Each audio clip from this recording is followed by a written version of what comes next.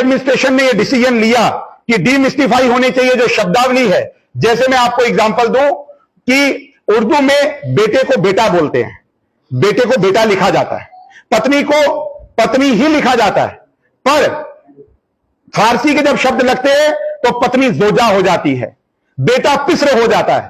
तो इतनी कंप्लेक्सिटी अभी भी उर्दू रेवेन्यू डिपार्टमेंट में बनाए रखने के पीछे एक साजिश है। जब पूरा देश डिजिटाइजेशन की ओर बढ़ रहा है, जब पूरे देश के अंदर एक डिजिटल इंडिया का कैंपेन चल रहा है कि सब चीजें ऑनलाइन होंगी, पर यहां पर आज भी उस चीज को डिमोट करके, और ये जब से सरकार बनी है ये उसको प्रमोशन के बजाय उसको सप्रेस करने की कोशिश कर रही है। ये हमारा आरोप भी है और हम इसको प्रूव भी करेंगे। इससे एक स्पष्ट एक जो इनका थॉट प्रोसेस है, उनका जहनियत है, वो लोगों के सामने है। और मेरा आरोप है कि ये इसको कॉम्प्लेक्स रखने के पीछे एक कारण है कि इससे करप्शन को और भ्रष्टाचार को बढ़ावा मिलता है। और ये कभी भी चाहते कि ये प्रोसेस कभी भी स्मूथ हो और भ्रष्टाचार से रहित हो। ये भ्रष्टाचार को प्रमोट करने के लिए ये सब चीजों को इस तरीके से ही एक मोनोपोलाइज्ड वे में इस उर्दू को कंपलसरी करके इस एग्जाम में एक पूरे खिते को इस रिक्रूटमेंट से बाहर करना चाहते हैं। और उसके साथ साथ एक सेपरेटिज्म की जो फीलिंग है, जो अलगाववाद का विचार है, ये उर्दू के माध्यम से इस डिपार्टमेंट के अंदर उसको प्रमोट किया जाता है।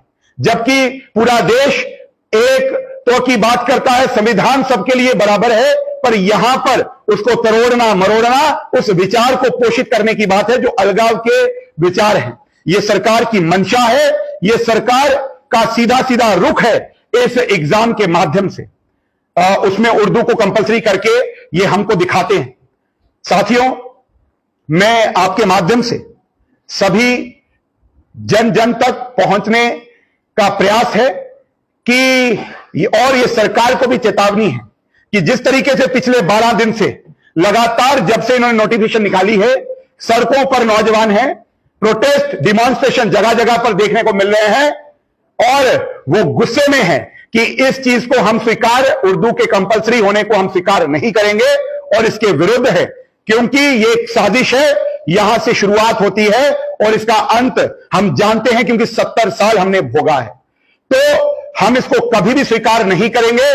नौजवान सड़कों पर है और नौजवान एक स्पष्ट शब्द में कहता है, और यह अल्टीमेटम है सरकार को, कि इस महीने के अंदर अंदर अगर इस डिसीजन को नहीं वापस लिया गया, आने वाले महीने के अंदर इस प्रोटेस्ट को, इस प्रदर्शनों को आंदोलन बनते समय नहीं लगेगा। और मैं आपके चैनलों के माध्यम से सभी जन सामान्य को, क्योंकि अभी तक एस्पिरेंट सड़कों पर थे और कुछ बुद्धिजीवी हमारे समाज के जो लोग हैं वो अपना अपना मंतव्य, अपना अपना विचार जो है सोशल मीडिया और प्रेस मीडिया के माध्यम से, प्रिंट मीडिया के माध्यम से आप सबके बीच में रख रहे हैं।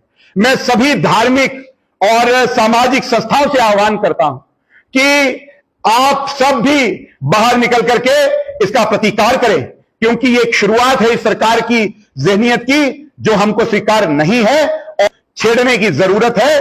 और इस सरकार से मैं एक बार अंतिम में यह पूछना चाहता हूं कि ये मुझे सरकार जवाब दे कि तहसीलदार बड़ा या नायब तहसीलदार बड़ा, यह सरकार जवाब दे। एसीआर बड़ा या नायब तहसीलदार बड़ा, यह सरकार जवाब दे। डिप्टी कमिश्नर बड़ा या ये नायब तहसीलदार बड़ा, या ये जवाब दे डिवकॉम बड़ा या नायब तहसीलदार बड़ा।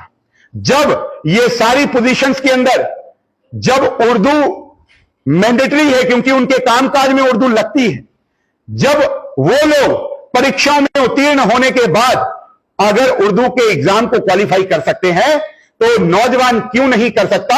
उनको सिलेक्शन प्रोसेस के अंदर ही क्यों बाहर करने की साजिश है?